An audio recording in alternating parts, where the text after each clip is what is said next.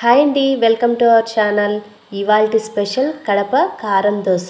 వర్షం పడుతున్నప్పుడు మంచి స్పైసీ ఫుడ్ తినాలనుకుంటే ఈ కారం దోశ వేసుకుని ట్రై చేయండి. సూపర్గా ఉంటుంది. స్పైసీ ఫుడ్ తినే వాళ్ళైతే ఖచ్చితంగా ఫ్యాన్స్ అయిపోతారు ఈ దోశకి.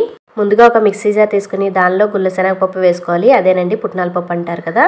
దానిలో 4 నుంచి 7 వరకు వెల్లుల్లి రబ్బలు కూడా వేసుకోవాలి. అలాగే 1 స్పూను జీలకర్ర కూడా యాడ్ చేసుకొని మిక్సీలో మెత్తగా గ్రైండ్ చేసుకుని పక్కన పెట్టుకోవాలి. ఈ పొడిలో కారం అది ఏమీ వేయవసరం లేదు. జస్ట్ ఈ 3 వేసి గ్రైండ్ చేసుకుంటే సరిపోతుంది. ఇప్పుడు ఇంకో మిక్సీ జార్ తీసుకొని దానిలో ఒక 2 పెద్ద ఉల్లిపాయ ముక్కలు ఇలా కట్ చేసుకుని వేసుకోవాలి. అలాగే బాగా స్పైసీగా ఉండే ఎండుమిర్చి ఒక 10 వరకు వేసుకోవాలి. కొంచెం ఉప్పు కూడా యాడ్ చేసుకొని దీన్ని కూడా మెత్తగా గ్రైండ్ చేసేసుకోవాలి నేను చూపిస్తున్నట్లుగా. ఈ దోశలోని టేస్ట్ అంతా ఈ మిర్చిలోనే ఉంటుందండి. కొంచెం స్పైసీగా ఉంటేనే బాగుంటుంది ఈ దోశ. ఇప్పుడు పొయ్యి మీద పెనం పెట్టుకుని బాగా హీట్ అయిన తర్వాత దోశపిండి తీసుకుని ఇలా ముందుగా ఒక దోశ వేసుకోండి.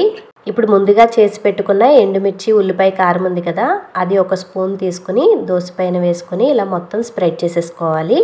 ఈ అట్టు మరీ పలచగాను కాదు, అలా అని మరీ థిక్గా కూడా వేసుకోవద్దండి. మీడియంగా వేసుకోండి. కొంచెం లో ఫ్లేమ్లో పెట్టుకుని వేసుకోవాలి. ఇప్పుడు రెండో స్టెప్లో ముందుగా చేసి పక్కన పెట్టుకున్న గుల్లశనగపప్పు పౌడర్ని కూడా దానిపైన ఇలా స్ప్రెడ్ చేసేసుకోవాలి.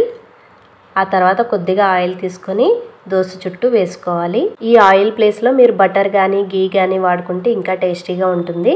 ఈ దోశను తిరగేసే పని ఉండదండి, ఒకవైపే కాల్చుకుంటే సరిపోతుంది. ఇలాంటి సింపుల్గా ఈజీగా చేసుకునే వంటల కోసం మన ఛానల్ని సబ్స్క్రైబ్ చేసుకోండి, బెల్ ఐకాన్ నొక్కండి. ఇప్పుడు దోశ చాలా చక్కగా రెడ్గా కాలిందండి. ఇప్పుడు దాన్ని తీసేసుకొని ప్లేట్లో పెట్టుకుని సర్వ్ చేసుకోవడమే. ఫైనల్గా కడప కారం దోశ రెడీ అయిపోయింది. ఇంకా సర్వ్ చేసుకోవడమే. ఈ వీడియో కనుక నచ్చినట్లయితే లైక్ చేయండి, షేర్ చేయండి. ఇలాంటి మరిన్ని వీడియోల కోసం మన ఛానల్ ఫాలో చేయండి. టాటా.